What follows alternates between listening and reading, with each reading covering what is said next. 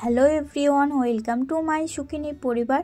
সুখিনী পরিবারে একটি মিনি ব্লগে তোমাদেরকে স্বাগত জানাই। তোমরা সবাই কেমন আছো? আশা করি খুবই ভালো আছো, আর আমিও অনেক অনেক ভালো আছি।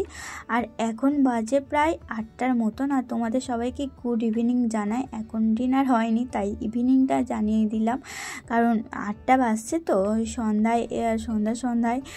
সন্ধ্যা কিন্তু অনেকক্ষণ আগে হয়ে গেছে।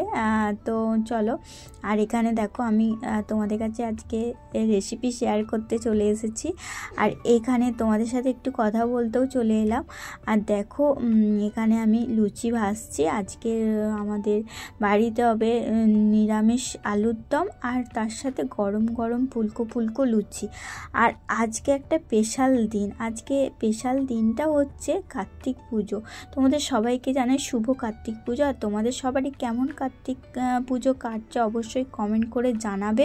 আশা করি খুবই ভালো কাটছে, কারণ একটা আজকে খুব খুশির দিন, খুব আনন্দের দিন।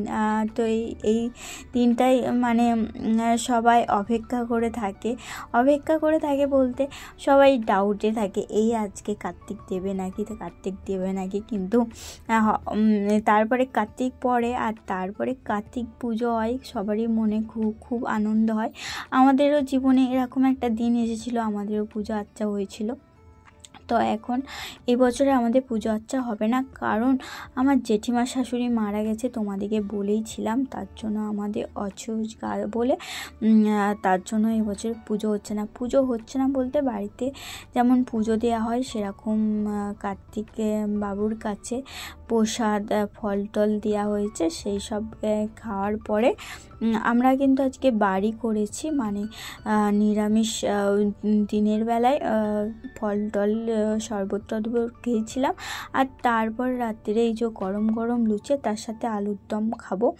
আর দেখো, বকতে কিন্তু আমার আলুর দমের রেসিপি নিয়ে তোমাদের কাছে চলে এলাম।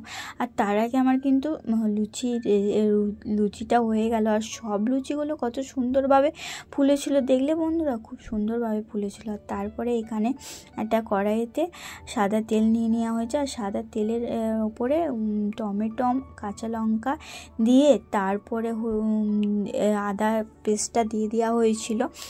তারপরে হলুদ গুঁড়ো, লঙ্কা গুঁড়ো, জিরে গুঁড়ো আর কাশ্মীরি পাউডার দিয়ে ভালো রকমভাবে কষিয়ে নেওয়া হয়েছিল। তারপরে সেদ্ধ করা আলুটা তার মধ্যে দিয়ে দেওয়া হয়েছিল মশলার ওপরে। তারপরে ভালো রকমভাবে কষা করে আর হালকা করে জল দিয়ে দেওয়া হয়েছিল। আর দেখতে পাচ্ছ ফাইনালি আলুর দম রেডি। আর আলুর দম কিন্তু বেশ ঝোল হয়নি, কষা করা হয়েছিল। তো চলো, আজকের আলুর দম আর লুচির রেসিপিটা তোমাদের কেমন লাগলো অবশ্যই কমেন্ট করে জানাবে। ভালো লাগলে একটা লাইক, কমেন্ট, শেয়ার, সাবস্ক্রাইব করে দিও। আবার একটি মিনি ব্লগে তোমাদের সাথে দেখা হচ্ছে। ততক্ষণের জন্য তোমরা সবাই ভালো থেকো, সুস্থ থেকো, আর সাবধানে থেকো, আর সবাইকে ভালো রেখো।